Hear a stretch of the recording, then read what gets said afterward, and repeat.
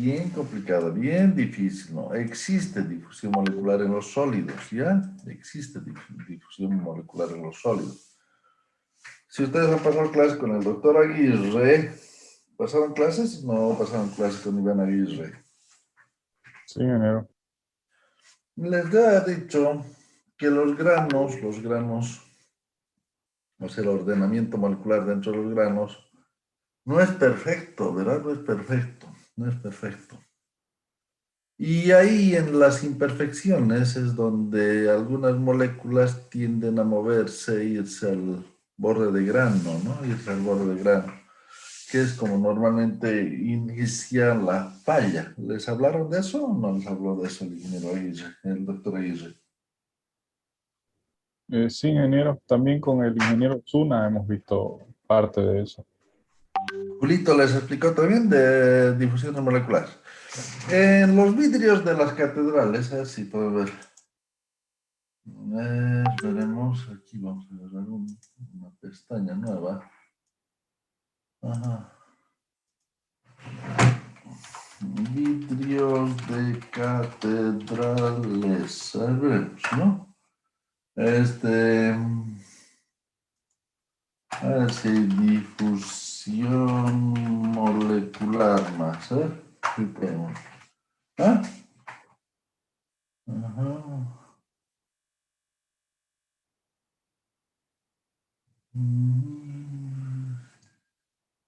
A ver, veremos esto. No. Se logra ver, no, ahí está, no muy triste. Ah, ja, ja, ja, ja, ja. En las catedrales,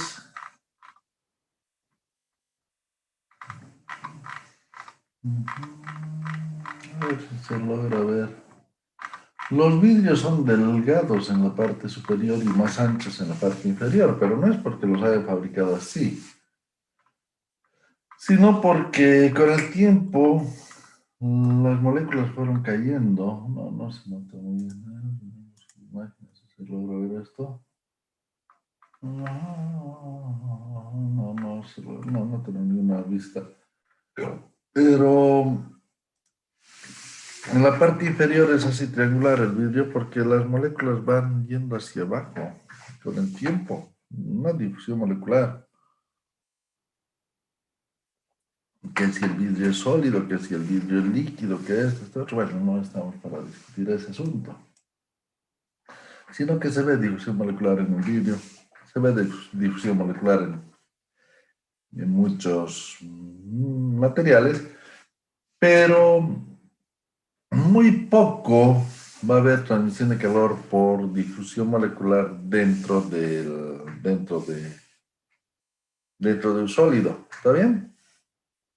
Ahora, el detalle es de que por radiación. Sí, pero en realidad en radiación hemos hablado de que para que pase calor por radiación, el sólido tiene que ser transparente, ¿cierto? Hemos hablado de que hablamos de calor y que había un calor que atravesaba, pero solamente atravesaba en cuerpos transparentes. No digo que sean transparentes a ver, aquí está, veamos esto. Ajá.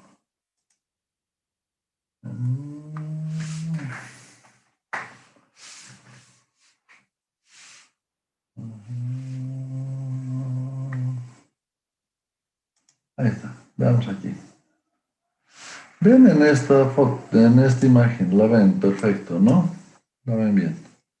O sea, nosotros vemos aquí en este rango.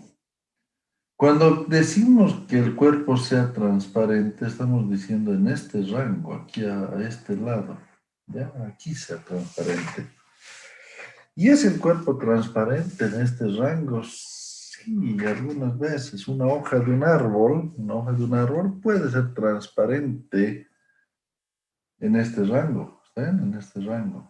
¿Ya? En el rango infrarrojo. Una hoja de un árbol es transparente en el rango infrarrojo. ¿Qué significa eso?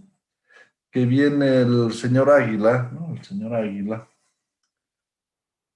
y observa una hoja y debajo de la hoja está escondido un conejo y el águila observa al conejo que está del otro lado de la hoja, cosa que creo que nosotros no podemos hacer, o vos puedes hacerlo, Arcadio, puedes ver un conejo detrás de una hoja. No, no, ingeniero. No, no es, o sea, pero un águila sí logra observar. Ujú. ¿Tú alguna vez, Gerald, has visto un elefante escondido detrás de una margarita?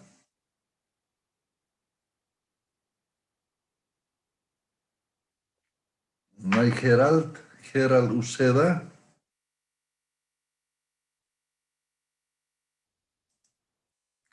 No está Gerald Uceda.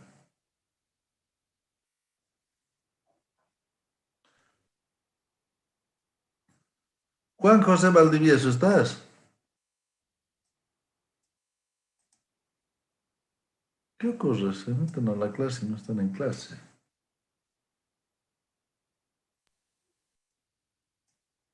Sí, ingeniero, estoy en clases. ¿Estás en clases? A ver. ¿Has visto vos alguna vez un elefante escondido detrás de una margarita o no? No, ingeniero. ¿Has visto qué bien se esconde? Ahorita nosotros nos estamos escondiendo atrás de nuestro monitor.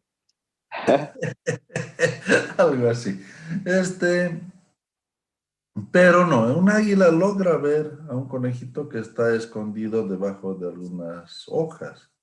Pero ¿por qué el águila logra ver eso? Porque el ojo del águila no es el mismo que nuestro ojo, ¿no? O sea, el ojo del águila es diferente a nuestro ojo. El espectro visible del águila, veamos si aquí tenemos esto de internet, puede ser que nos dé alguna nota, ¿no?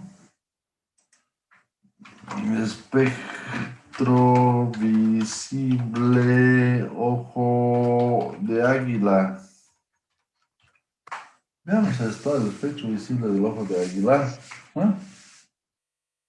Veamos, este es el ojo humano. Ah,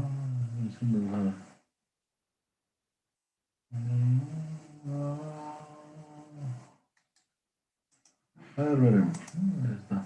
Ya está un águila, ¿no? ¿Te das cuenta de esos ojitos que tiene el desgraciado, no? ¿Ah?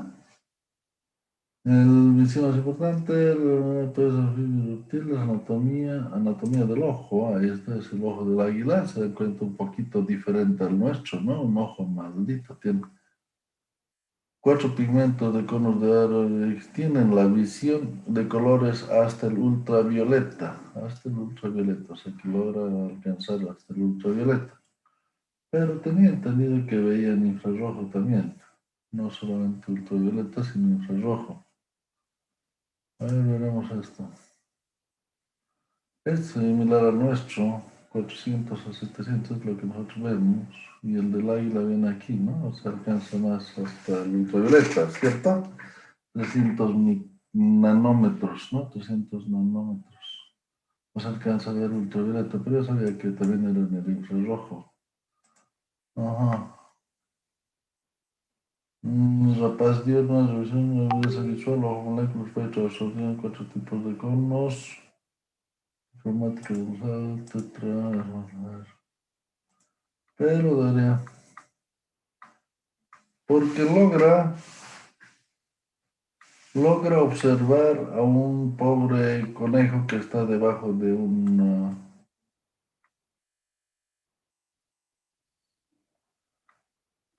aves nocturnas, mayores promedio de paso ubicado, visión binocular, tienen aves presas diurnas, proporción 30-50%. Bastoncitos han sido desechados, la adaptación visión nocturna, una única favor. Ajá. Pasar por un oscuro frente al que sirve para reducir el brillo desde la superficie del agua con el agua esta de caza de peces. Bueno, Muchos rapazes faveas y con más bastoncitos, los bastoncitos y los conos, uno sirve para visión nocturna y los conos y los bastoncitos son para visión diurna, ¿no? 65.000 milímetros cuadrados en 38.000 en el humano. Imagínense eso, ¿no? 65.000 milímetros cuadrados en el cervical americano y 38.000 en el humano. Con espectacular visión a larga distancia. Incremento receptores, múltiples tardos, visión a distancia 6 o 8 veces más que los humanos, dan visión binocular. Sí, pero definitivamente, o sea, de uno de estos bichos difícilmente se va a escapar, ¿no? Difícilmente se va a escapar un conejito queriéndose esconder debajo de las ramas, porque observan en el espectro del infrarrojo, entonces el calor que emana el conejito lo observan, las águilas van y atacan al lugar donde observan el calor, o sea, ellos logran ver esto, nosotros no logramos ver, nosotros estamos viendo solamente hasta el rojo, no llegamos a ver más allá del rojo, en 800 nanómetros. Este, entonces, esa es la diferencia, ¿no? Y entonces, ¿dónde debe ser transparente el cuerpo? ¿Dónde debería ser transparente? Debería ser en este espectro, ¿no? Aquí, en el infrarrojo, debería ser transparente.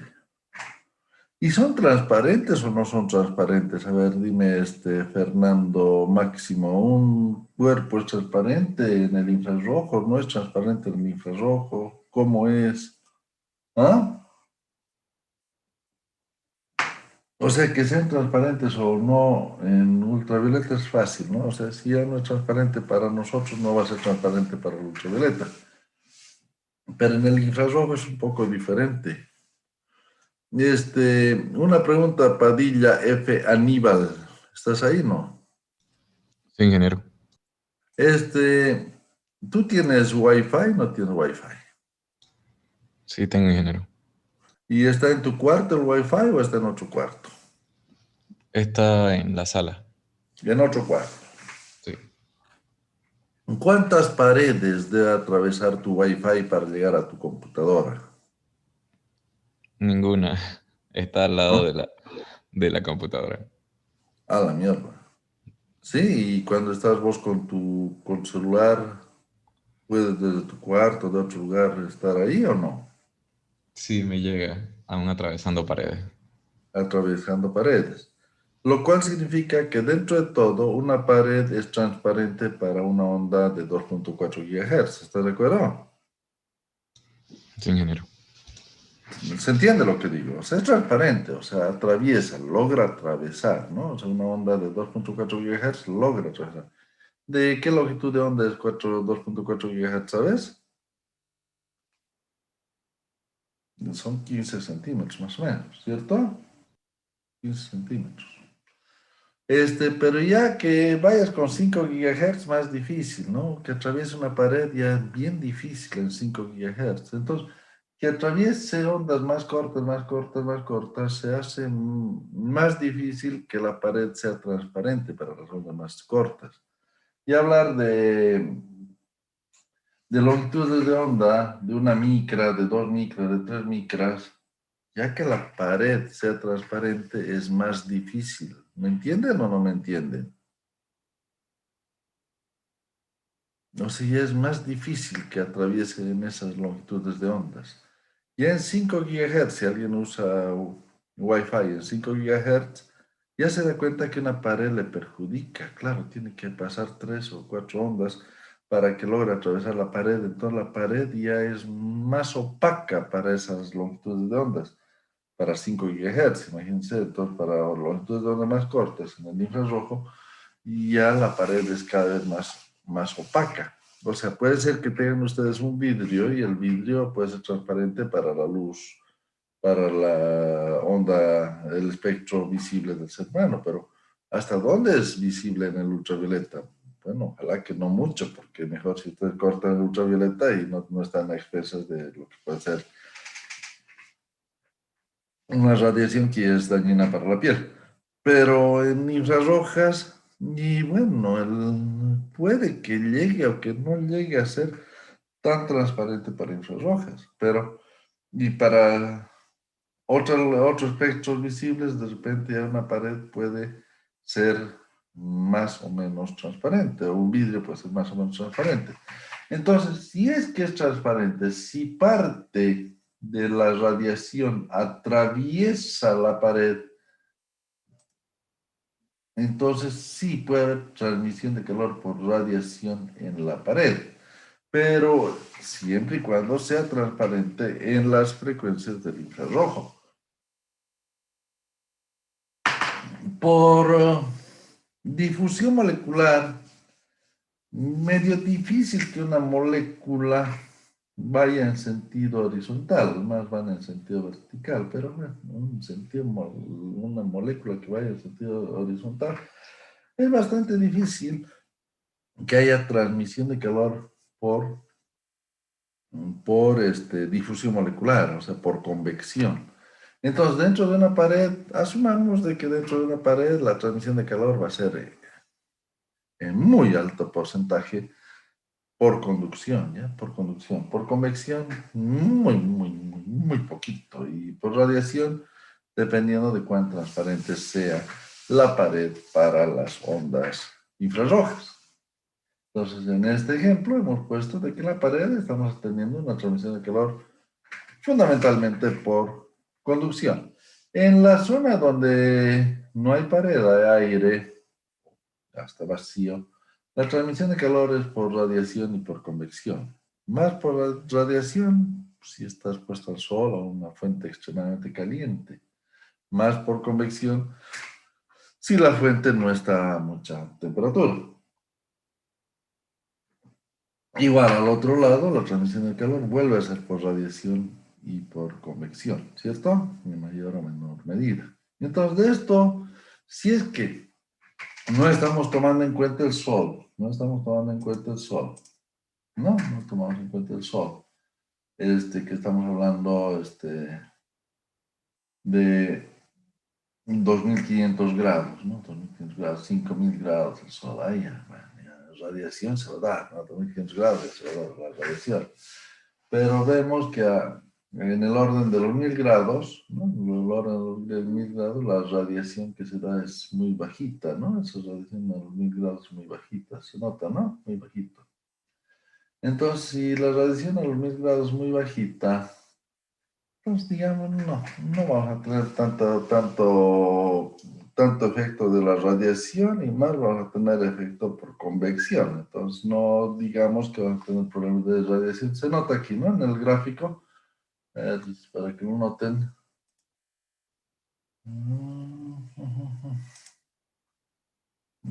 Para que veamos solamente el de 1000. Solamente el de 1000. A ver, ahí está, ¿no? Solo el de 1000. Alcanza este valorcito miserable, ¿no? De 500, ¿no? Sí. Ahora, cuando aplicamos todos, ¿no? Entonces, mira, aquí estamos 5000, estamos en cerca de 30.000 con este, ¿no? Y eran 500 de 1000 grados, ¿no? Ya 500, ¿no? 500, o sea, era muy bajo, ¿no? Era muy bajo.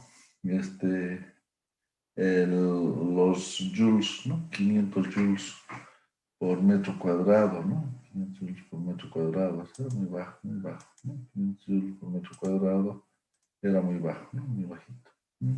Frente a los 25.000, 30.000 que tenemos a 2500 grados, ¿cierto? Entonces, debajo de 1000 grados no se estimaría decir que hay un problema de radiación. No sé, nuestros problemas más van a ser por convección que por radiación.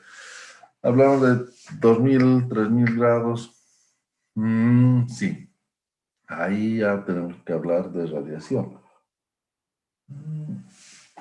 Entonces, ahí sí, ya por radiación vamos a tener mucho efecto, ¿no? De transmisión de calor por radiación. ¿sí?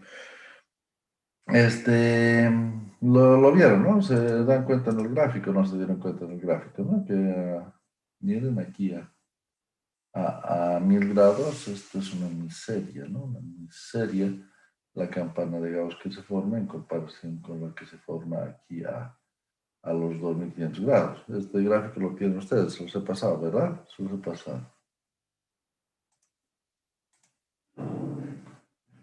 Uno de los animales que ven en infrarrojo son las serpientes. ¿Cierto? ¿Cierto? ¿Cierto?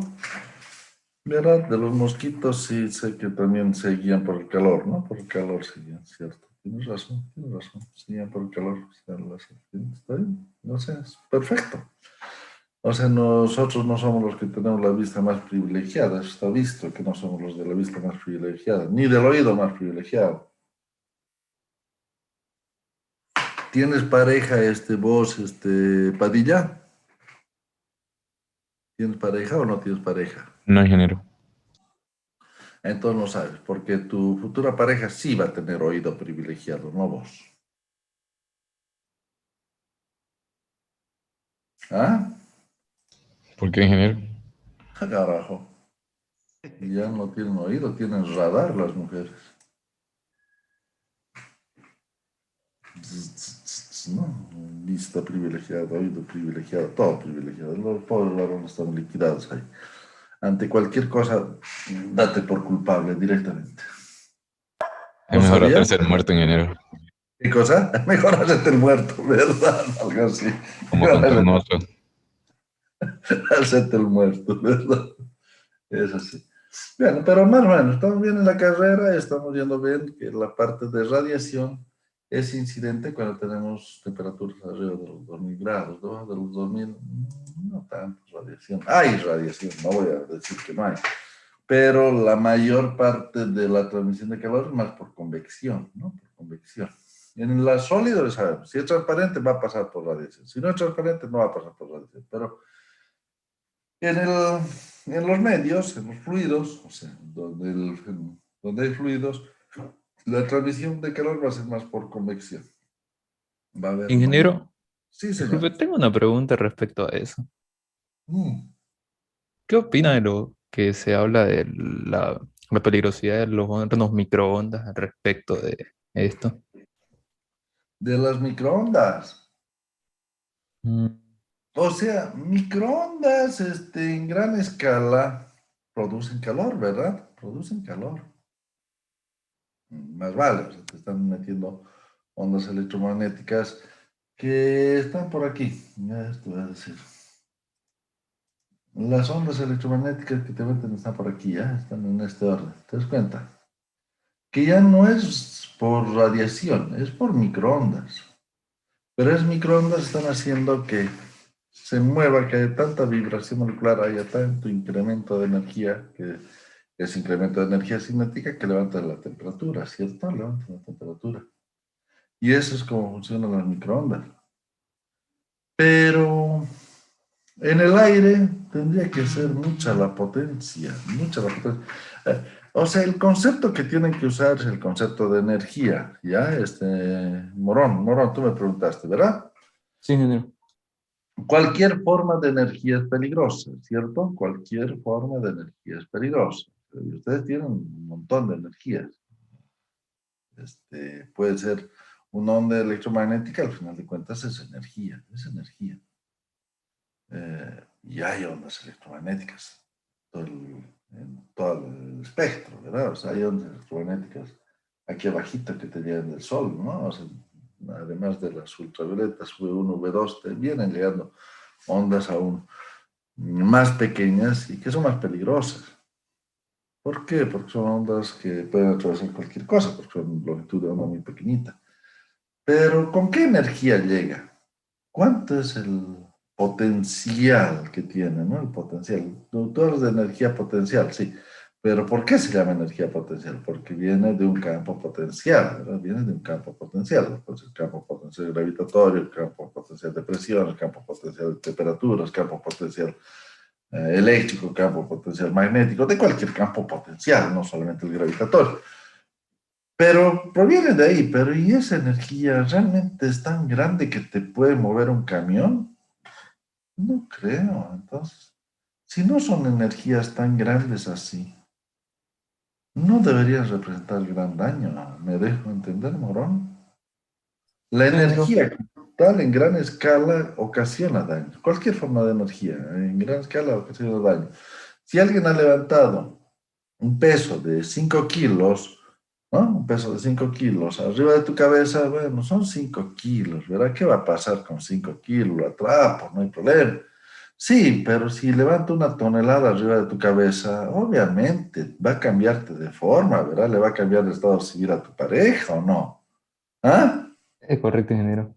Entonces, ¿por qué? Porque la energía potencial es diferente en 5 kilos que en una tonelada, ¿verdad? Ahora, un papel, un pedazo de papel, ahí está un pedacito de papel, un papel.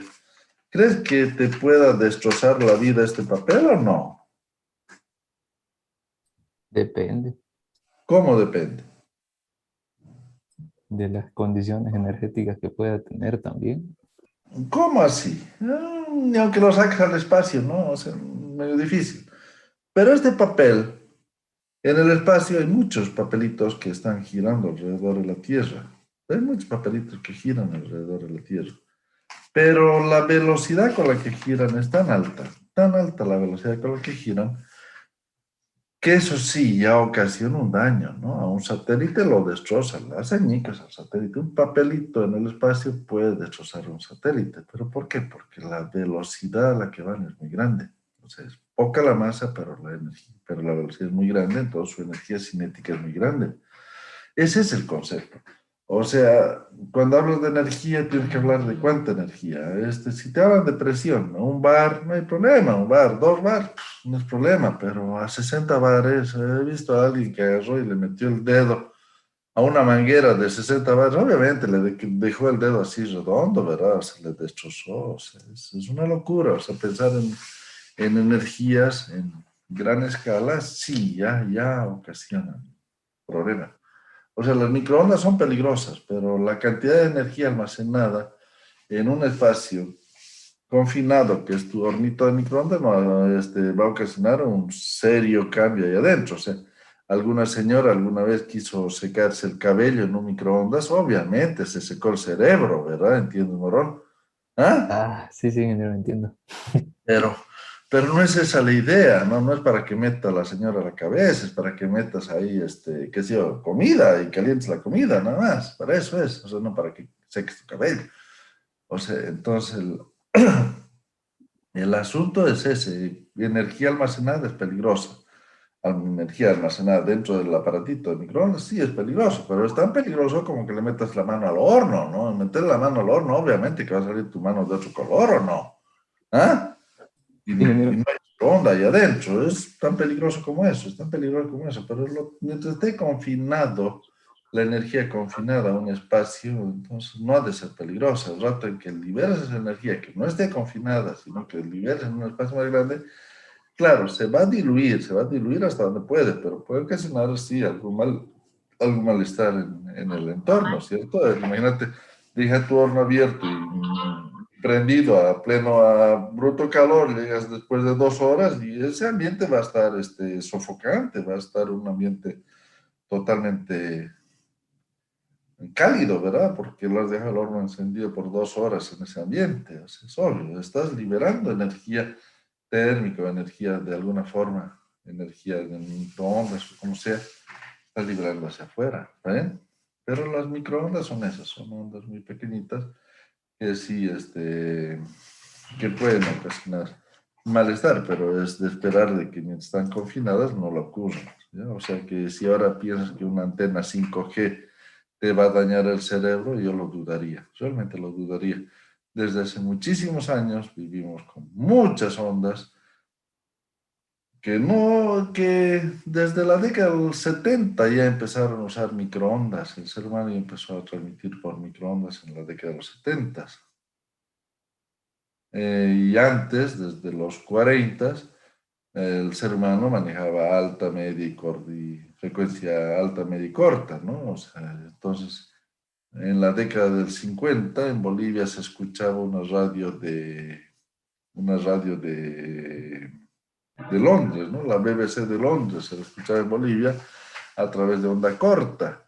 Entonces Londres hablaba para Bolivia a través de onda corta. ¿Y cómo hacía? Bueno, rebotaba pues, esa energía en el estratosfero, retornaba y uno escuchaba las radios de Londres. Pero, oye, y esa potencia que tiene que tener esa radio debe ser fuerte para que las ondas lleguen hasta Bolivia desde Londres, ¿verdad? Pero nunca han habido quejas de los vecinos de la BBC de Londres que se les haya secado el cerebro, que les haya pasado algo por tener una antena de la BBC ahí al lado. ¿Me deja entender, Morón, o no? Sí, ingeniero, entiendo.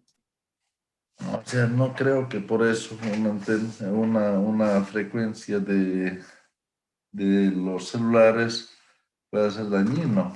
Muy dudo. O sea, son energías, hay energía, pero dudo que la energía sea tal que pueda ocasionar problemas en el ser humano. Lo hemos vivido con ondas desde hace muchísimos años. Ya imagínate, ya va a ser casi 100 años que vive el ser humano con ondas y no hay algo que diga, bueno, mira, estas ondas lo han dejado lelo a este pobre estudiante y no puede aprender, ¿verdad? No ha ocurrido eso hasta ahora, ¿no?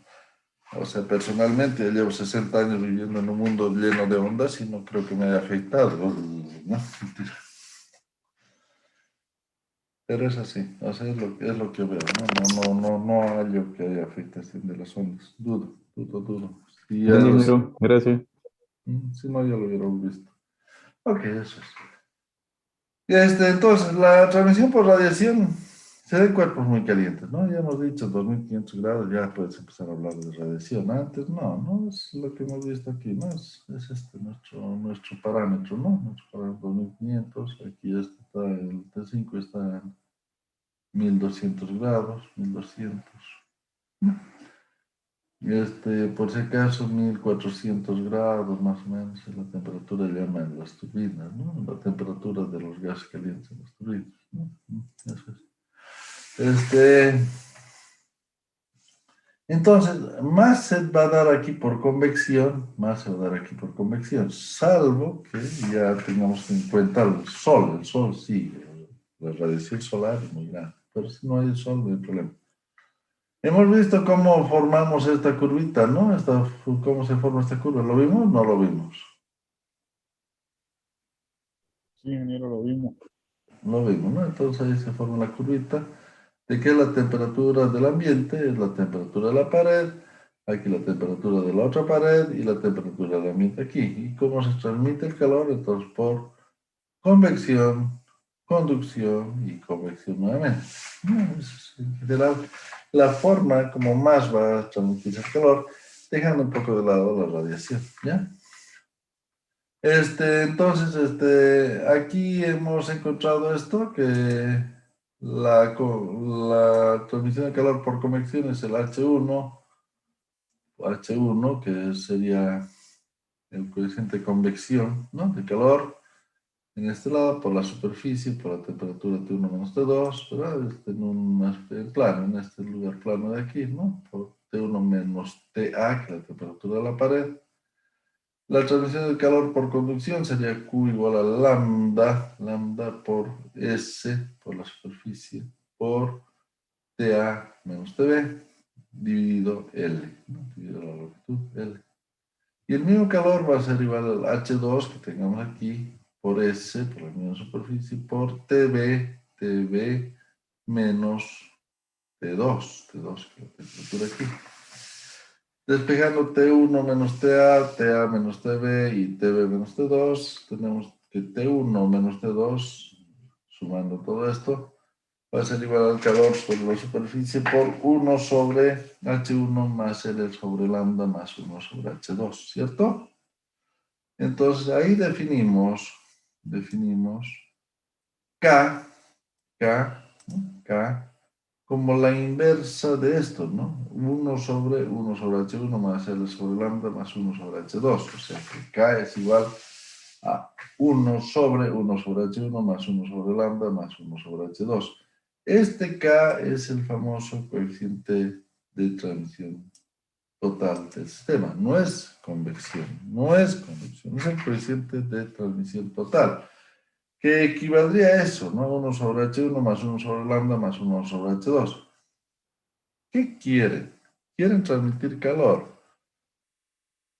El que más se va a oponer a transmitir calor, si es que ponen ustedes un metal, ¿no? El metal tiene un lambda demasiado grande, entonces 1 sobre lambda es demasiado chiquito, y va a ser 1 sobre 1 más 1 sobre H1 más 1 sobre H2, porque esto es como la suegra, es despreciable, ¿verdad? ¿No? Entonces 1 sobre 1 más sobre H1 más 1 sobre H2, donde H1 y H2 son los coeficientes de convección, ¿no? Los coeficientes de convección en uno de los lados y del otro de los lados. ¿Se entiende eso, no? Entonces, de eso sería, o si ustedes prefieren, H1 por H2 dividido H1 más H2. O sea, ese sería el valor de K. H1 por H2 dividido H1 más H2, ¿verdad? Porque es 1 sobre H1 más 1 sobre H2. Es H1, H2 abajo, y aquí debe quedar H2 más H1, entonces queda H1, H2 sobre 1 más H2. 1 sobre H1 por H2 sobre H1 más H2. Ese sería, para que ustedes lo vean, el coeficiente K. En un lugar donde ustedes quieren transmitir calor. Si lo que ustedes no quieren transmitir calor, o sea, quieren impedir la transmisión de calor, ¿cierto? Entonces lo que ustedes van a poner son unos lambdas bien chiquitos, un material aislante, van a poner corcho, van a poner fibra de vidrio, van a poner asbesto, aunque sea, van a poner ladrillos refractarios, van a poner cualquier cosa que impida que se transmita calor. En ese caso, 1 sobre H1 y 1 sobre H2 quedan chiquitos en comparación con el L sobre lambda. Entonces, ahí ya tu coeficiente K sería directamente lambda, porque lambda es chiquito. Y 1 sobre H1, 1 sobre H2 acaban siendo ya muy grandes si no los tomas en cuenta. Y lo que te interesa es el lambda, el coeficiente de conducción, porque ya lo que estás impidiendo es con la pared, estás impidiendo el paso de calor. ¿Se entiende este asunto o no, jóvenes? O estoy hablando medio en chino. Sí, se entiende, ingeniero. ¿Entiendes, ingeniero? Claro, entonces, yo quiero transmitir, voy a poner metal. Y si pongo metal, el lambda es grande. Y si el lambda es grande, me interesan los coeficientes de convección. Es lo que más me van a perjudicar a que pueda transmitir calor. Y por el otro lado, si lo que quiero es impedir que se transmita, bueno, si quiero impedir que se transmita, poner un material aislante, donde los coeficientes de convección ya van a parecer mínimos en comparación con el coeficiente pequeño de transmisión. Entonces, a mí me interesa más el coeficiente de transmisión, que sería el lambda, y no los H1, H2, no los coeficientes de convección. Eso entonces sería en el caso de que cómo lo tendría que analizar, ¿no? Pero si tuviéramos aquí un H1, un H2 y diferentes superficies, ¿no? Entonces habría que tener en cuenta cómo considerar la superficie, ¿cierto? Entonces habría que considerar un K que considere diferentes superficies, ¿cierto? Entonces el calor sería igual a K por S por T1 menos T2. K, que es el coeficiente de transmisión de calor total, coeficiente de transmisión total del C, ¿no? Entonces, el Q sería igual a T1 menos T2 dividido, ¿no? 1 sobre H1S más 1 sobre lambda por la integral del diferencial de L sobre S más 1 sobre H2 por S. Sería en este caso, ¿no? De que tengamos diferentes superficies, ¿cierto? Los radiadores, ustedes han visto que existen muchos radiadores. Alguien tiene una motocicleta, por ejemplo, ¿no? Hay un radiador, o sea, que tiene un montón de como aletas, ¿no? Aletas, a ver, vemos aquí, vamos a ver algo. En electrónica, veremos motherboard, Disipadores de calor, ingeniero. un disipador de calor, ¿no? Motherboard computer, ¿no? Vemos en imágenes, sí, los disipadores de calor, ¿verdad? Mamá, ahí está, se ve, ¿no? Se ve en el disipador de calor, ¿se los ve o no? Sí, ingeniero, se ve. ¿Y cuál es la idea de poner el disipador de calor aquí? ¿Cuál es la idea de poner el disipador de calor? Bueno, miren aquí hay algunos que ya está fuerza en el aire, ¿no? Fuerza en el aire, inclusive, ¿no? Pero, en general, hay los disipadorcitos, ahí están, ¿no? El disipador de calor. ¿Cierto? ¿Se observa o no? Quizás si uno quiere ver motorcycle, y veamos imágenes de los motorcycles. Alguno que se vea el motorcito, ahí está, se ve el motor. Se ve el motor, ¿verdad? Se ve el motor, ¿cierto? Y ven que hay exactamente el mismo concepto, ¿o no? ¿Sí o no? Sí, ingeniero. Entonces, ¿por qué se ponen estas aletitas? ¿Qué es lo que hacen estas aletitas? Y aquí lo vemos. Al poner estas aletitas, lo que estamos haciendo es incrementando el área de intercambio, ¿se entiende? El área de intercambio se agranda. Ya no es igual que el S1 y es S2, que tiene que ver con todas esas paletitas, porque es mayor la superficie. Entonces, el H2 de este lado ya depende de una superficie S2 que no es igual a la de este lado cuando es planito. ¿Se entiende? Entonces ya depende de una superficie S2 grande. Aquí está el L sobre lambda S1. ¿Por qué? Porque ahora no te interesan tanto las paletitas. Lo que intercambia de calor por conducción es en este trecho. No te interesan las paletas. Solamente te interesa este trecho. En este otro H1 por S1 no hay problema. Pero en este lado ya consideras el S2 como una superficie mayor. O sea, lo que estás logrando es que haya una mayor superficie de intercambio. ¿Se entiende o no? Sí, ingeniero. Es sencillo, ¿verdad? Entonces usted simplemente, tiene paletitas, entonces veremos cuánto es esta superficie y calculen la superficie. Entonces ya lo que van a tener es el H2 por el S2, por toda esa superficie. O sea, lo cual significa que si observamos aquí, la superficie de intercambio es toda esta. Y si vemos en los motherboards, ¿no? Vean cómo estas paletitas no es para que el aire circule así, sino que es para que eso también forme parte de la superficie de intercambio, ¿no? Eso también forma parte de la superficie de intercambio. Se están logrando intercambiar mucho más calor gracias a esos radiadorcitos, gracias a esas paletitas que se ponen. ¿Está bien? Bravo, ¿no? Es fácil de notar, ¿ya? Ok, ahora vamos a ver este asunto, prepárense, vamos a ver. Segundo tema, porque hemos visto todo lo que es transmisión de calor, ahora el segundo tema que nos toca es ver transmisión de calor con fluidos en movimiento. Me echaré un poquito de gaseosa ahora un ratito, ¿ya? Por favor, un ratito. Total con fluidos en movimiento. Como hablamos de que transmisión de calor total, hablamos de este señor K, ¿ya? De este señor K, que en principio puede ser eso, en principio puede ser algo así como todo esto, ¿cierto? Es el calor K.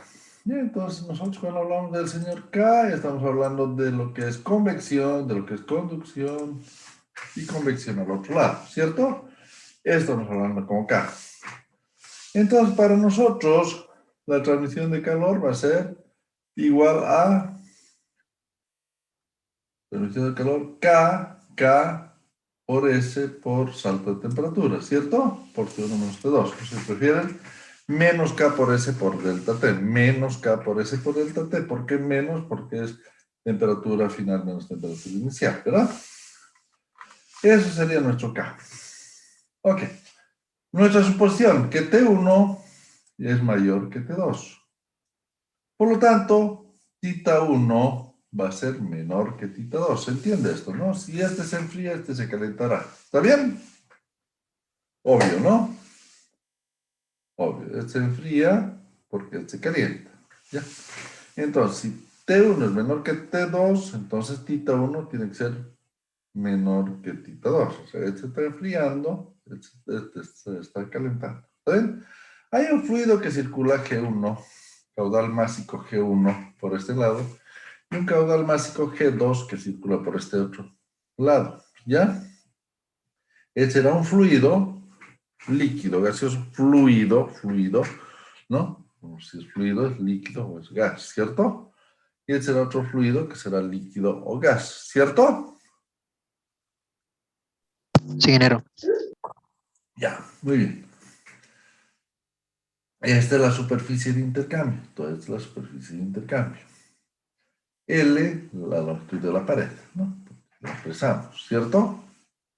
Y transmitimos una cantidad de calor Q, un flujo de calor Q, ¿cierto? Un flujo de calor Q, ¿ya? Ahora bien, el calor Q que se transmite, es el calor que se enfría en este lado, ¿cierto? Si es el calor que se enfría en este lado, y suponiendo que es de estado permanente, lo cual significa que la pared no está absorbiendo nada de calor, todo el calor que se enfría en este lado va a ser el calor que se calienta en este otro, porque estamos en régimen permanente. Acuérdense, en régimen permanente ya la pared no absorbe calor, ¿cierto? En el régimen transitorio sí, la pared absorbe calor, lo que hemos visto en el curso pasado, pero en régimen permanente la pared no absorbe calor. Entonces, todo el calor que este enfría es el calor que este calienta. ¿Están de acuerdo o no? Entonces, ahora sí, aquí vemos dos términos. G1, C1, T1 menos T2. G1 es el caudal másico. C1, ¿qué sería? La capacidad calórica del líquido que circula por este lado. Pero también puede ser el calor específico a presión constante del gas que circula en este lado. ¿Se entiende eso que digo o no? Vuelve a repetirlo, por favor, ingeniero. Ya. Un líquido tiene calor sensible, ¿cierto? Un líquido tiene calor sensible. Mientras está en estado líquido. Que se vuelve calor latente en el momento en que está cambiando de estado, ¿cierto? Sí, ingeniero. Un líquido es calor sensible que se vuelve calor latente si está cambiando de estado. ¿Por qué está cambiando de estado el líquido? Porque se está solidificando, se está volviendo hielo o se está volviendo vapor. Ahí hay calor sensible. Si no es calor, si no es calor latente, si no es calor sensible. Y entendemos nosotros por capacidad calorífica, la cantidad de energía que necesita por unidad de masa y por unidad de temperatura ese fluido, ¿no? Para levantar 1 grado Celsius, 1 kilogramo, etcétera, etcétera, ¿no? La definición de kilocaloría, de BTU que ustedes ya lo han definido, ¿cierto? ¿Están de acuerdo o no? Que Sí, es una kilocaloría, la cantidad de calor que necesita 1 kilogramo de agua para levantar 1 grado Celsius. Entonces, ¿qué es eso? Es la capacidad calorífica del agua, 1 kilocaloría por kilogramo grado Celsius, 1 BTU por libra grado Fahrenheit, o si no, los 4 y pico kilojoules por kilogramo grado Kelvin, ¿cierto? Es lo mismo, todos son capacidad calorífica, ¿cierto? ¿Está bien? sí, ingeniero. Bien, ingeniero. Y si no es agua, si es otro fluido, si es aceite, si es gasolina, si es mercurio, todos son líquidos. Y mientras sean líquidos, todos tienen una capacidad calorífica, ¿cierto? Yo no tengo tablas, no sé si mi tabla termodinámica tendrá, pero obviamente no necesitamos nosotros ser genios para hablar de la capacidad calorífica de líquidos. Capacidad calorífica. El calor específico, kilocaloría del agua es 1, etcétera, etcétera. Eso lo sabemos, ¿no? Ahí está. Vemos aquí capacidad calorífica en el Wikipedia, que nos puede dar algo, ¿no? Capacidad en joules por Kelvin o kilocaloría por grado Celsius, ¿no? Joule o caloría, Kelvin o grado Celsius, capacidad calorífica del cuerpo del sistema, C por M. Y en los gases hablamos del calor específico a presión constante, que sería el equivalente, ¿no? O sea, el equivalente a la capacidad calorífica sería el calor específico a presión constante. Cuidado, la capacidad calorífica a volumen constante y a presión constante es lo mismo, es líquido, ¿se entiende? Un líquido, entonces un proceso a presión constante, un proceso a volumen constante es lo mismo, porque Es líquido, ¿cierto? O sea, levantar la presión no le cambias el volumen. Y a diferentes temperaturas se supone que más o menos el volumen va a permanecer constante, la presión va a permanecer constante, es la idea, ¿cierto? Y entonces aquí es donde hablamos del calor como la masa por el salto de entalpías, ¿no? Entalpías en los líquidos, en los gases. Que es lo mismo en los líquidos. En los líquidos igual, hablamos por el salto de entalpías, pero es que eso de las entalpías no lo huelo muy bien. Sí, capacidad calorífica por temperatura, la entalpía del líquido, capacidad calorífica por temperatura, que es lo mismo que calor específica a presión constante por temperatura en los gases. Es lo mismo, se salta en la entalpía, ese es el calor sensible. Y sigue siendo, y cuando es latente por cambio de temperatura también hay un salto de entalpía. Pero ese salto de entalpía es a temperatura constante. Ay, pucha, entonces, ¿cómo es el asunto? A ver, ¿me quieren matar con este asunto? No. A ver, aquí tenemos las tablas y diagramas, ¿verdad? Ahora sí, vamos a ver esto. ¿No? ¿Qué pasó? No, todos los diagramas, ahí está. Ahora sí, ahí está. No. Todos los diagramas. Aquí está. Oh, ¿qué pasó? Se enojó.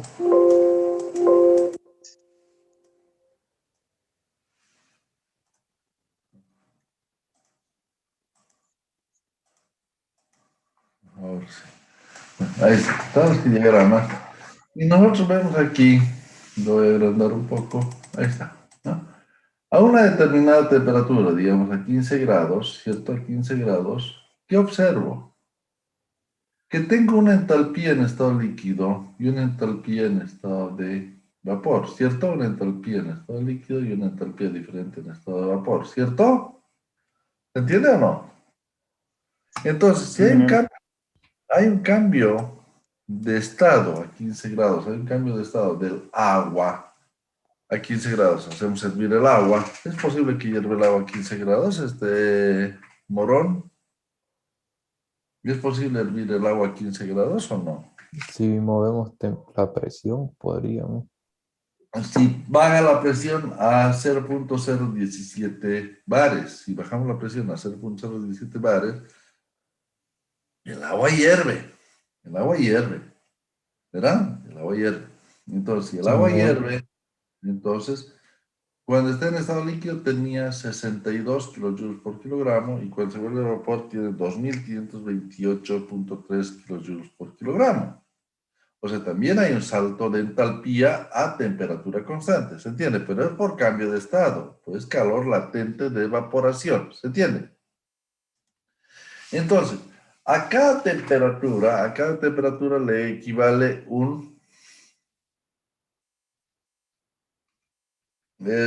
entalpía determinada, determinada temperatura.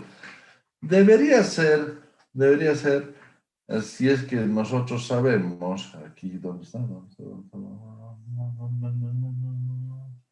Hemos visto en clases pasadas, lo tenemos que haber visto en clases pasadas,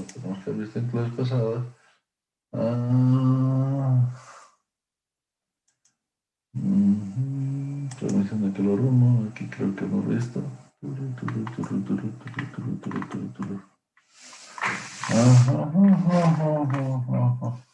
Aquí está.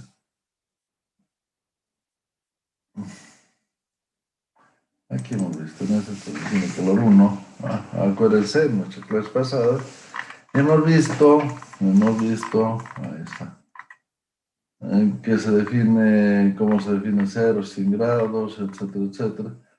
Ahora aquí, hemos definido la kilocaloría como la cantidad necesaria para levantar 1 grado centígrado a 1 kilogramo de agua y hemos definido el BTU como la cantidad necesaria para levantar 1 grado Fahrenheit a 1 libra de agua y hemos definido el Joule como la cantidad para mover 1 metro con una fuerza de 1 newton en la misma dirección y sentido. Y era equivalente a 4 puntos del agua, es 4.186 kilojoules por kilogramo. 4.186 kilojoules por kilogramo, ¿cierto? Eso es lo que hemos encontrado, eso lo vamos a poner a un costadito así, vamos a ver nuestra tabla Excel, vamos a una nueva tabla Excel, ya. Llegamos el agua, ¿verdad? Y digamos que la capacidad calorífica del agua, es de 4.186, ¿qué cosas? Kilojoule por kilogramo Kelvin, ¿no? Kilogramo Kelvin, ¿cierto? Y estamos con temperaturas, empezamos en 1 grado, 2 grados, 3 grados, 4 grados, etcétera, etcétera, y tratemos de ver más o menos cómo estos funcionan o no funcionan. Ah, no, no yo más allá de 100, ¿no? ¿Para qué queremos más allá de 100? ¿Cierto? Totalmente no, ya, ahí está. Y veamos esto, ¿cuánto sería? Esta es la temperatura. ¿Cuál sería la entalpía, lo que se llama entalpía H', ya H', porque H' es para el agua. Entiéndase, cuando vemos las tablas, en las tablas y diagramas está. A la mierda, ¿qué pasó? Se perdió, se perdió.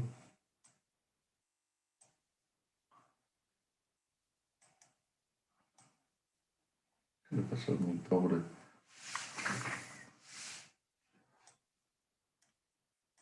Ahora sí.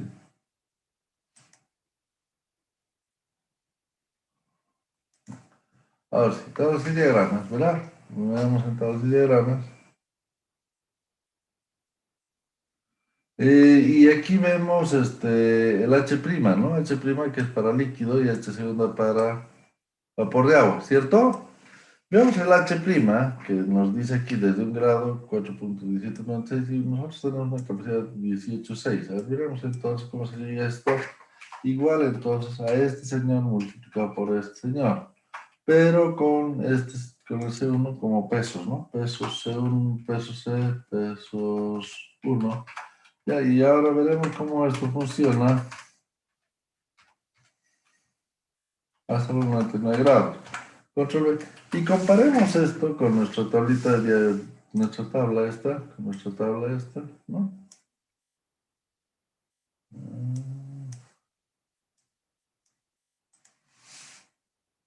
No puedo sacar esto.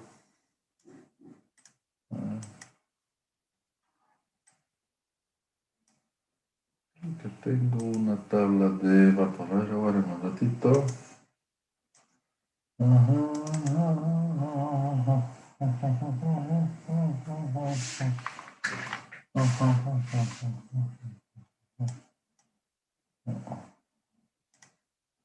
ver si hay agua aquí. Ah, ya. Perfecto. Entonces voy a agarrar y voy a hacer algo. Ya voy a traer archivo nuevo Excel. Ya está. Datos y obtener datos de un archivo de CSV, de texto CSV.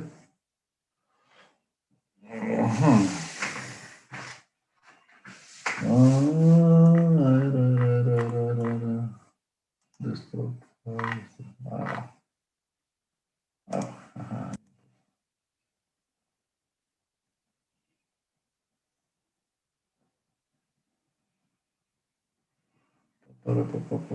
Sí, me interesa, exacto. Cargue. Ajá. Ya está, ¿no?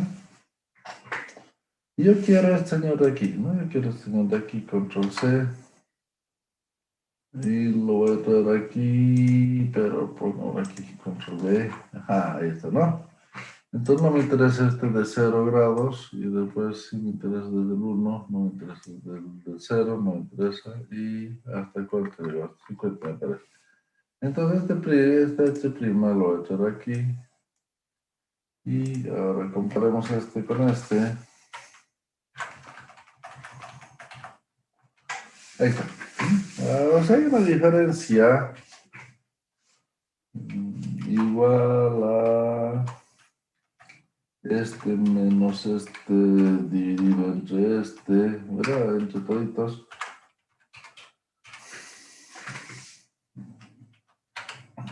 Hasta 100 grados lo voy a tener. Ah, la mierda, hasta 100 grados.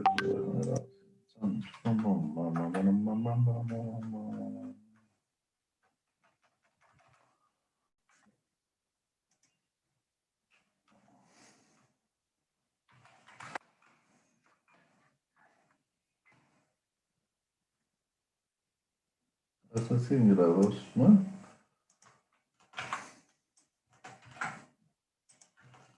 No. Entonces,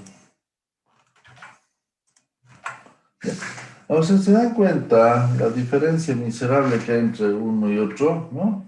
La diferencia miserable que hay del 0.0, que sería un 0.2%, 0.4%, 0.3, 0.1%, ¿no? 0.08%. O sea, se dan cuenta cómo de muy bien nos vemos con esa cifra, ¿no? Cómo de muy bien nos vemos con la cifra del 4.186, ¿cierto? Sí, bueno.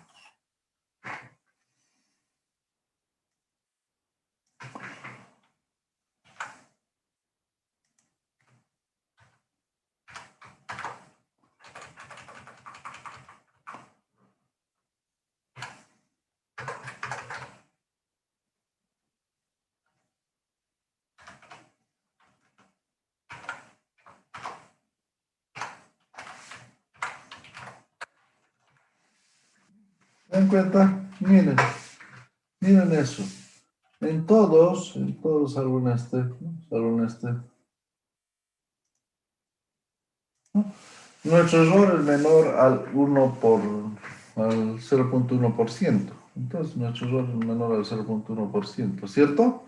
Entonces, podemos decir que es más o menos constante, igual a 4.186 kilojoules por kilogramo Kelvin, ¿sí? Y esa sería la capacidad calorífica del agua, ¿cierto? Capacidad calorífica del agua, 4.136 kilojoules por kilogramo Kelvin, ¿cierto?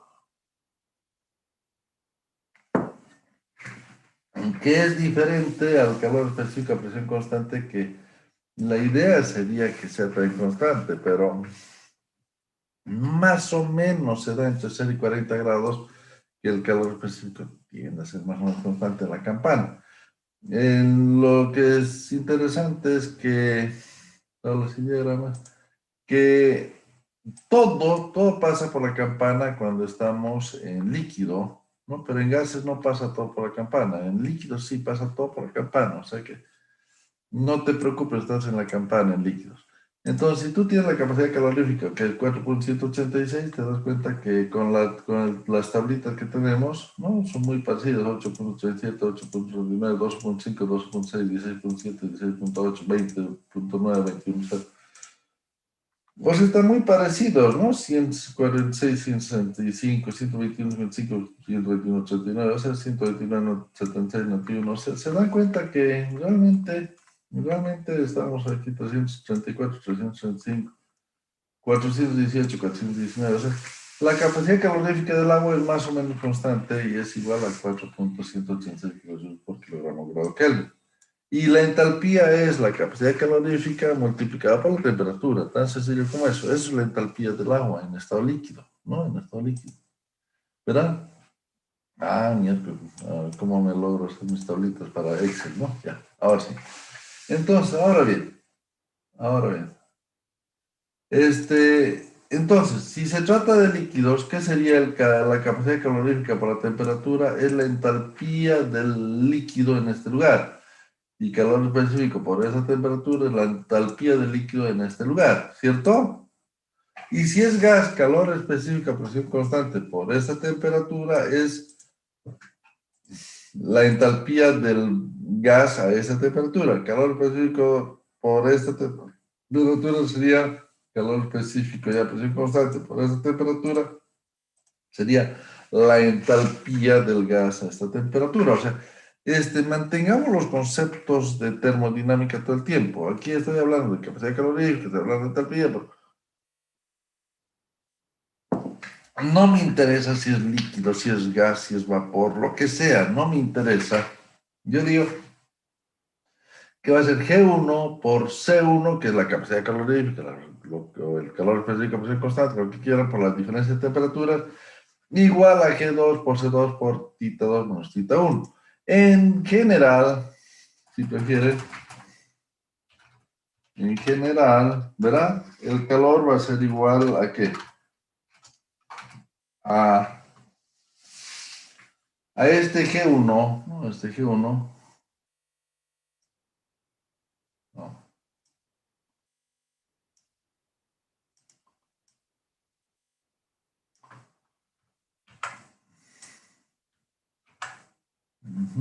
Ahí, por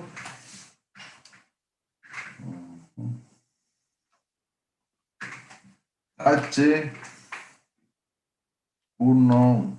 menos H2, ¿cierto? Igual, entonces, a este G2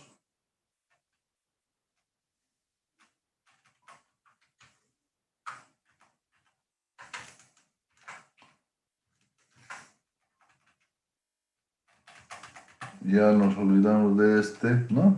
Olvidamos de este por, aquí sería el H, no, H,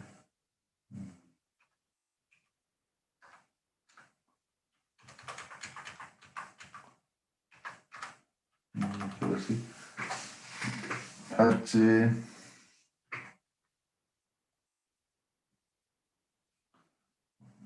dos, uno menos H, dos. H11 menos H12, o sea, H12, ahí está. ¿Por qué? Porque es la entalpía del fluido 1, ¿no? La entalpía del fluido 1 inicial menos la entalpía del fluido 1 final, ¿verdad? Y aquí sería el H del fluido 2 inicial menos el H del fluido 2 final, ¿cierto? Algo así. Algo así. O si quieren HA1, HA1 para que no se entienda mal, H1, HA2, HB1, B2, mejor dicho, B2, B2 menos HB1. ¿No? Sería algo así. Bueno, o sea que estamos hablando, como quiera, estamos hablando del salto de entalpías entre este punto y este punto, y el salto de entalpías entre este punto y este punto. El salto de entalpías de 1 negativo va a ser igual al salto de entalpías del 8 positivo, ¿cierto? Porque estaría 1 menos 2 y el otro 2 menos 1. 1 menos 2, 2 menos 1. ¿Está bien? ¿Se entiende esto? En general, el calor es igual al flujo por el salto de entalpía. ¿Se entiende o no se entiende este Fidel Ali Marca?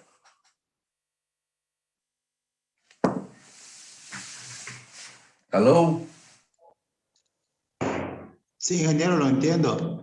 Ya, perfecto. Entonces, en general es salto de entalpías. Esto que ponemos aquí, G1 por C1 por T1 menos T2 igual a G2, C2 por tita 2 menos tita 1, eso es salto de entalpías. C1 es calor, es capacidad calorífica en los líquidos y es calor específico a presión constante en los gases, pero al final de cuentas sigue acabando en volverse salto de entalpía, en líquido salto de entalpía, en gas, lo que ustedes quieran, ¿verdad?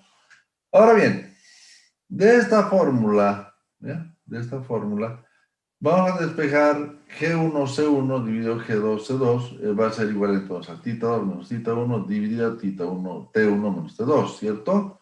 Vamos despejando, esto pasa a dividir al otro lado y este señor pasa a dividir a este lado, ¿cierto? Es así. Entonces vean esto, cuánto cae,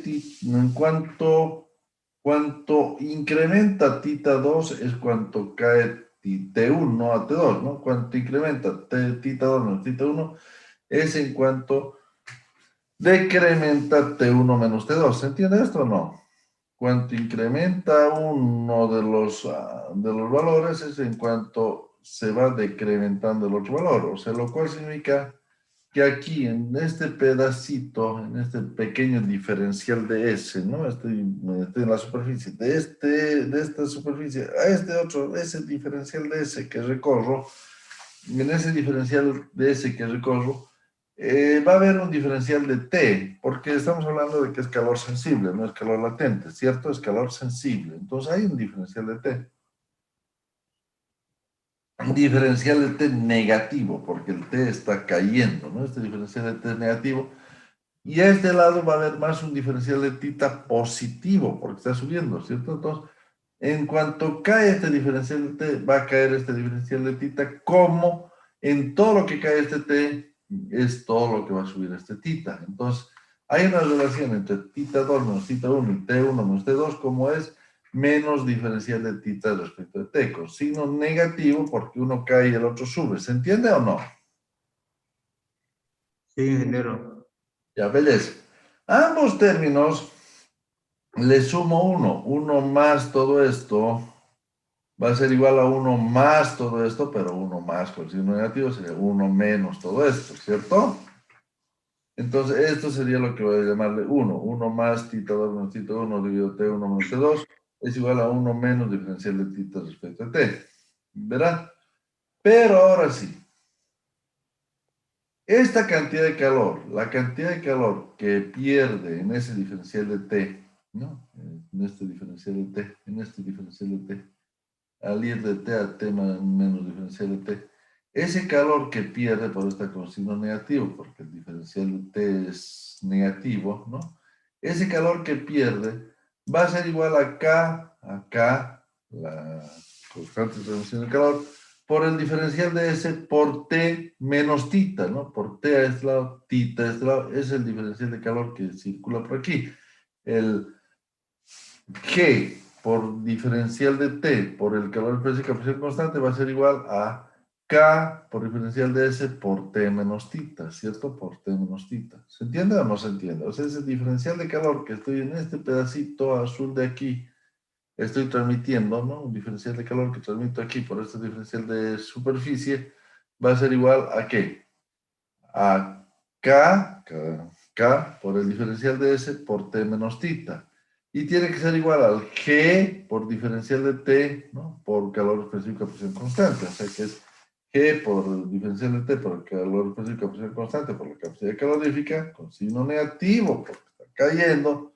Y debe ser igual a K por diferencial de S por T menos tita, de acuerdo con nuestra expresión, ¿cierto?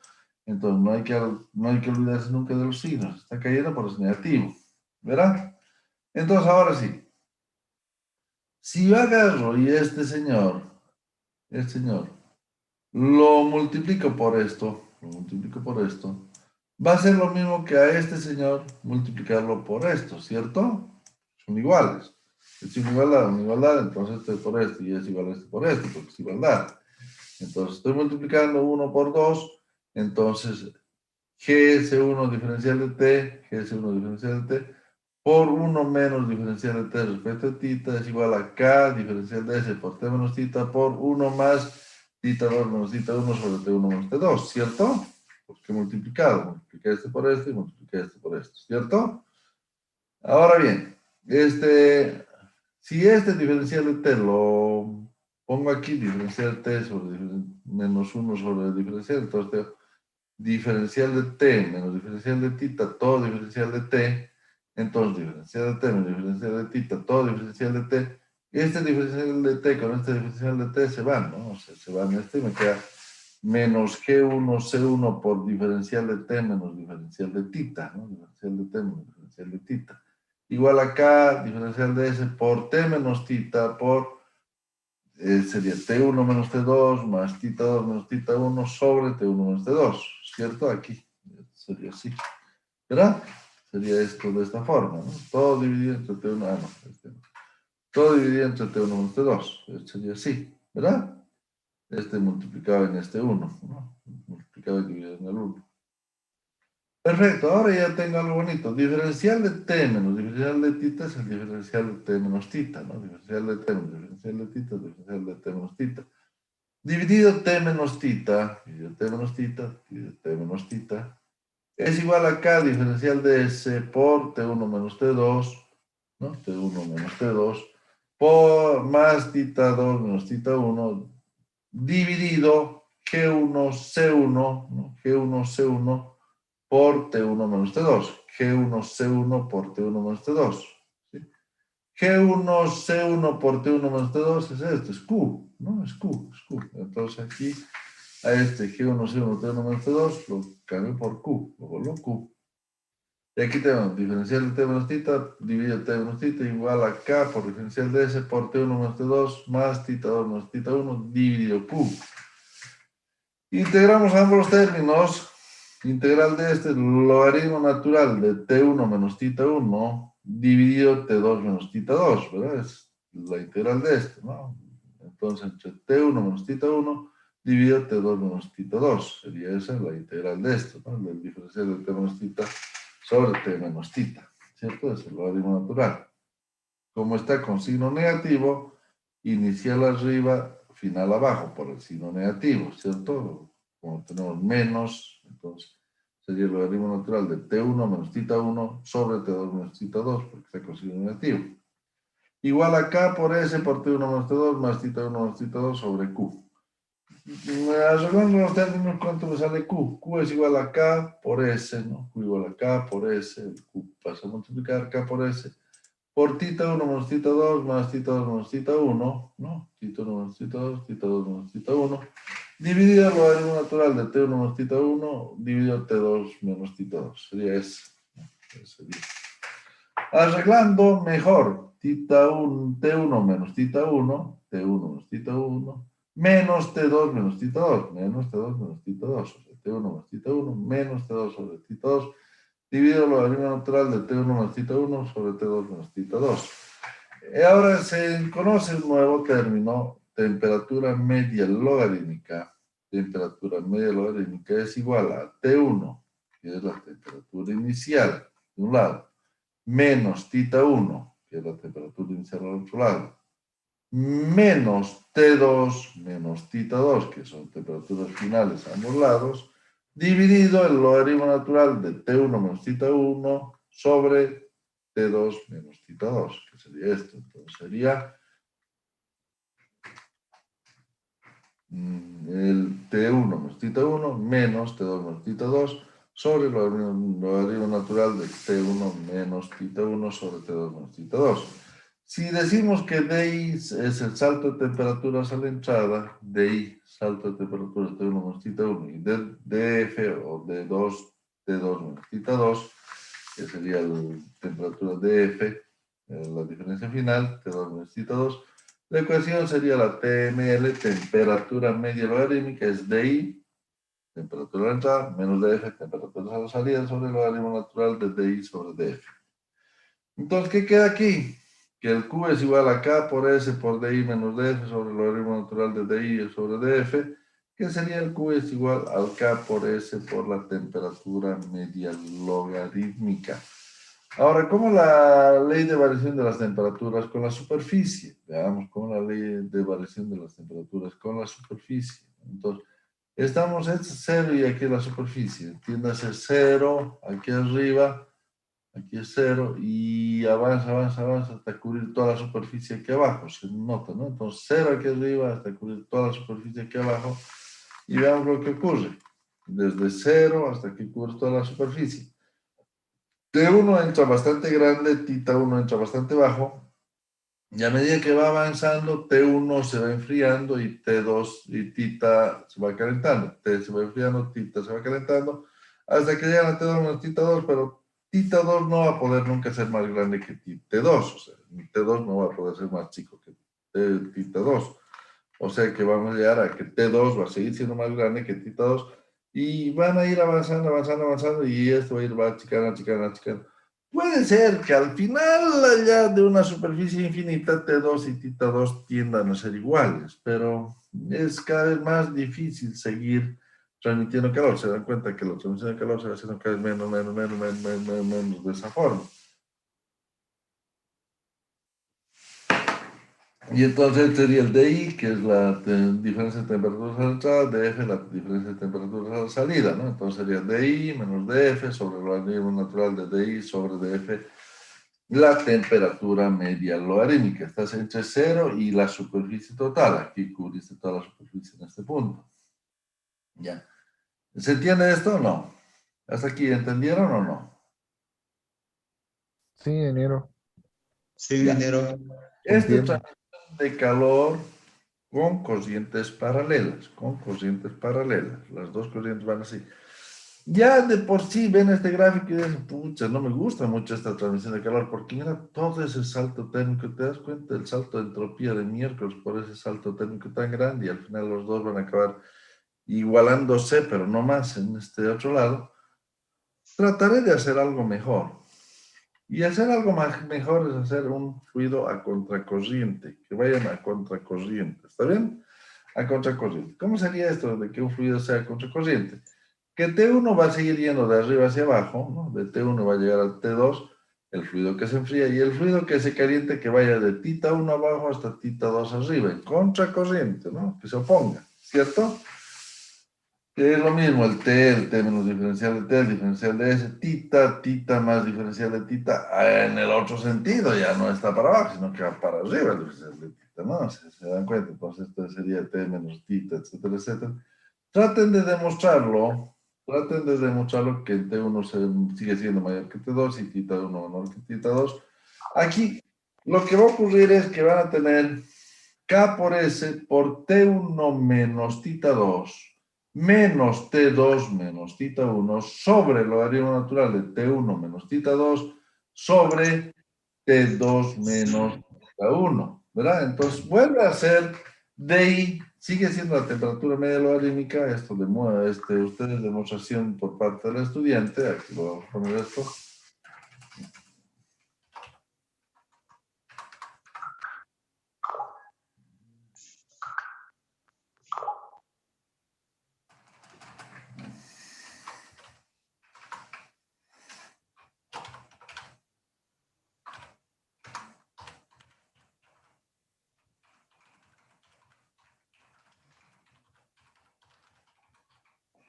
De la misma forma que hemos demostrado ahí arriba, ustedes tienen como tarea demostrar esto, ¿ya? Tienen ustedes que demostrar esto, ¿ya?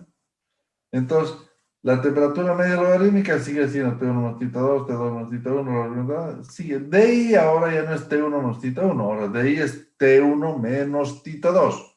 DF ya no es T2 menos θ2, ya es T2 menos θ1. Y la ecuación resulta sigue siendo la del TML, DI menos DF sobre el logaritmo natural de DI sobre DF. Y entonces el Q sería igual a K por S por DI menos DF sobre el logaritmo natural de DI sobre DF, que es lo mismo que está aquí, DI menos DF sobre el logaritmo natural de DI sobre DF, pero con la diferencia con que DI es ahora T1 menos θ2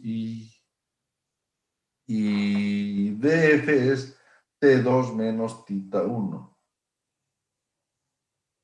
¿Está bien ahora? Claro, ahora veamos esto, la ley de variación de temperaturas, ya cambió las cosas. T1 viene desde aquí hasta aquí y θ1 viene desde aquí hasta θ2 aquí, ¿se dan cuenta? Entonces DI viene de esta forma, DF viene de esta forma. Entonces DI menos DF sobre el logaritmo natural de DI sobre DF es la temperatura media logarítmica. ¿Se dan cuenta de esto o no? De 0 a S. Entonces, salto térmico, ustedes se dan cuenta que es un salto térmico mucho más amigable, mucho mejor que el anterior caso. O sea, en el anterior caso, oye, ¿qué está pasando? Se están igualando las temperaturas, ¿no? O sea, que hay mucho salto térmico, aquí no hay salto térmico. Aquí hay un buen salto térmico a la entrada como a la salida de los fluidos, ¿cierto? Bueno, y se mantiene ese salto térmico, ¿sí? Y es bastante bueno. ¿Está bien? Eso sería cuando estamos a contracorriente. ¿Está bien? O sea, tenemos ya esta ventaja mucho más grande que esta ventaja de trabajar de esta forma, ¿no? Que es un desastre. ¿Ya? Si las corrientes no son a contracorriente, no son corrientes paralelas, si el fluido viene un fluido en un sentido, el otro en otro sentido, corrientes cruzadas, ¿verdad? De esa forma, en ese caso, se puede poner un factor de 0,95 y asumir que fuesen en contracorriente. O sea, analizarlo como si estuvieran a contracorriente y ponerle un factor que normalmente oscila en 0,95. O sea que tener corrientes cruzadas es tan bueno como tener corrientes en contracorriente. Lo que es un desastre es tener las corrientes paralelas. ¿Entendido esto? Entonces, con esto tenemos todo lo que son intercambiadores de calor, ¿no? Ahora, pero es lo que tenemos. Transmisión de calor con fluidos en movimiento. Transmisión de calor con fluidos en movimiento. Lo vamos a dejar aquí para la siguiente clase. Empezaremos a hablar sobre intercambiador de calor. Aprovechando esto, ¿no? A empezar a hablar de los intercambiadores de calor. Ahora, sobre esto vamos a hablar de intercambiador de calor. ¿Ok, jóvenes? ¿Está bien? Sí, está bien, Ingeniero. Ok, ahora sí. Entonces, vamos a ver. Ya saben entonces que esto tiene que ver con los saltos de entalpía. Tiene que ver con saltos de entalpía, ¿no? O sea, no se vayan a alterar. El salto de entalpía. ¿Ya? Ok, jóvenes. Nos vemos el día de mañana entonces. Gracias, ingeniero. Hasta luego. Hasta luego. Saludos, ingeniero. La próxima semana.